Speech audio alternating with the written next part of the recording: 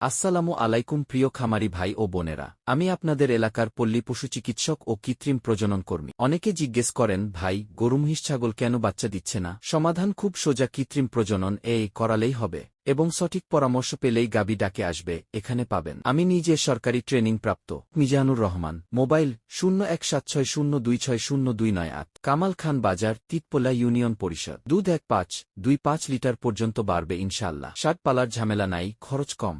মাত্র উন্নত জাতের হোলেস্টেইন ফ্রিজিয়ান, শাহিওয়াল, জার্সি, রেড চিত্তাগং, ফ্রেগবি বাছুর পাবেন। 500-1500 টাকায় কৃত্রিম প্রজনন করতে পারবেন।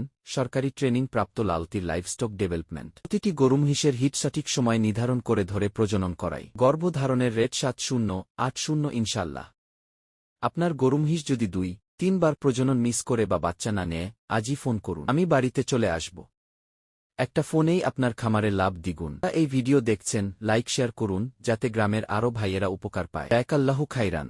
আল্লাহ আমাদের সবাই